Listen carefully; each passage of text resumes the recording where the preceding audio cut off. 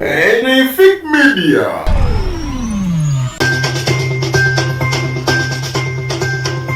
Mimi kasani kusasira yogede ku bundles yasobola okubeera ng'alaga ng'ali mu mmotoka Land Cruiser empya n'alyoka akudalira aba opposition obutaba na nsimbi ayogedde ekyaliwo.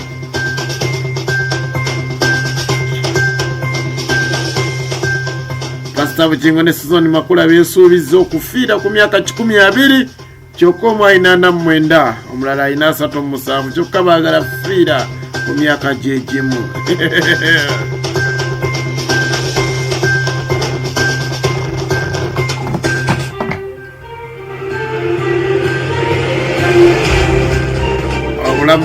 Obulamu bw'abeene Cuucu Magulu Nnyondo bwennyamiza Abaganda bayozezza ku mmunye.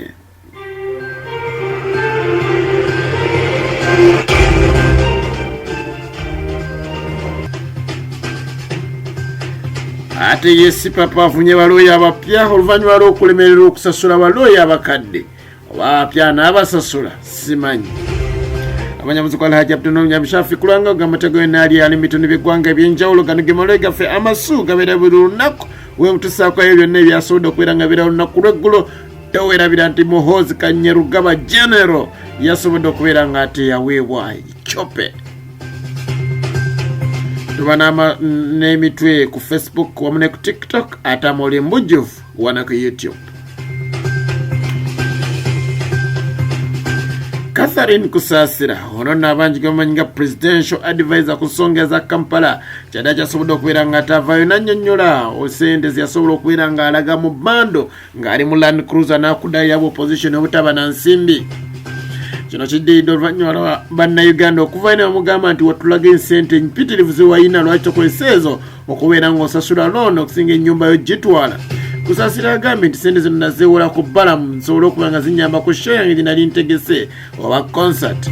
Abule n'agamba nti ffe abayimbi tulina kubeera nga tukola stunt zisobola okubeera nga zituleetera abawagizi nga buwalabye yakamennyo n'amenya mukono.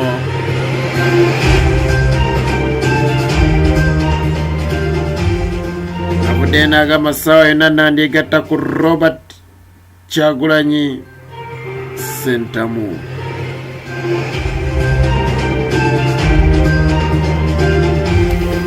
Ate ye omugagga si papa amanyiddwa ennyo mu kusammula ssente wabona okumansa ensimbi kyadda kyasobodde okubeera nga afuna balooya abapya abagenda okubeera nga ate bamuwolereza wakati we ne mukyala we Nakiyemba Shamira bano nno nga bawera ennemba nagwakubba mu South Sudan batyo akawumbi kamu obukadde 600 n'ebirala ebyagenderwako gamba nga iPhone laptop n'ebintu ebirala era wano basobola okubeera nga bawukana na eyali lawyer waabwe Robert Rutaro era wati basobodde okubeera nga bafuna lawyer omupya amenyiddwa nga Geoffrey Turiamusima.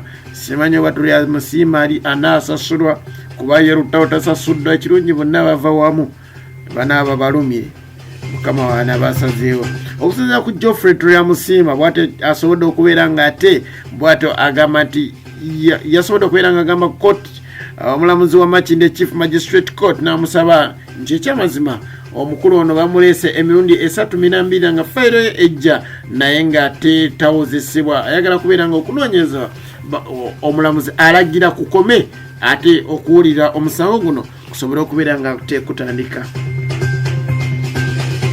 Bw'obulamu bw'abeene Cuucu Magulu Nnyondo ekyamazima w'obulaba abantu abagamba nga nti bw'oligwa wendigwa balabika batandise okubeera nga ate si kye baliko.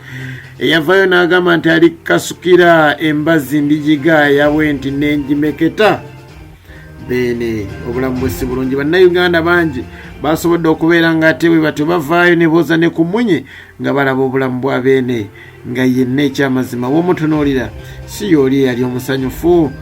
Mukama Katonda tukusaba omutukuumire.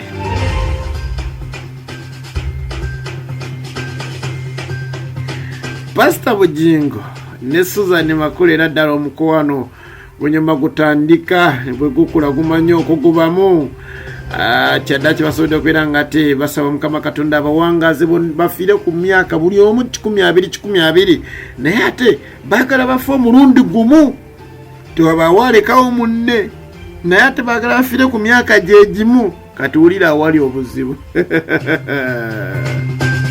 omukwano gukufuula ffala omu alina emyaka 49 omulala alina 37 baagala kufiira ku 12 baagala kufa 2 ng'ate benkanya emyaka omugamba kukumira esigadde muzikola Haji Abdul Shafiq Lwanga ebiwoma bijja byokya.